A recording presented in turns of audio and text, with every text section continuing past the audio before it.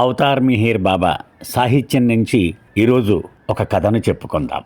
ఒక private banker ఉన్నాడు. అంటే ప్రైవేట్ యజమాని ఒక బ్యాంకును నడుపుతూ ఉన్నాడు. ఆ బ్యాంకులో అనేక మంది కస్టమర్లు అకౌంట్లు మెయింటైన్ చేస్తూ ఉన్నారు. ఒక బాలుడు ఆ బ్యాంక్ వచ్చాడు. వచ్చి తన అకౌంట్ లో ఎంత డబ్బు ఉంది అని అడిగాడు. నాయన 2000 రూపాయలు ఉంది నీ బ్యాలెన్స్ అన్నారు. సాధారణంగా అతను 2000 వరకు ఎంత సొమ్మునైనా సరే డ్రా చేసుకోగలడు ఆ బ్యాంక్ నుంచి. 2000కి మించి మాత్రం అతనికి అనుమతి ఉండదు. ఇది సాధారణంగా మనం జరిగేటువంటి పరిస్థితి. కానీ ఆ బ్యాంకు యజమాని కొడుకే వచ్చాడు అనుకోండి. వచ్చి ఒక 2000 కావాలి నాకు అని అడిగితే ఆ తండ్రి ఏమంటాడు? నాన్న, ఎందుకు నీకు ఆ డబ్బు?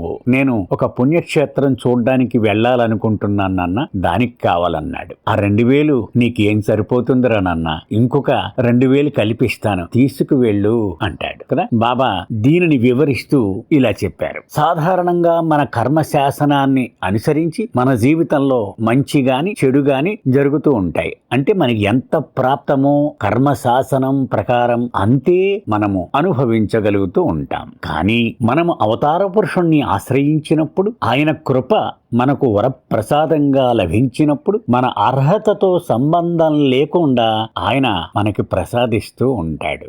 అందుచేత మన కర్మశాసనం ప్రకారమే మనం జీవితం గడపడము అంటే అవతార పురుషుణ్ణి ఆశ్రయించకుండా జీవితాన్ని గడపడం.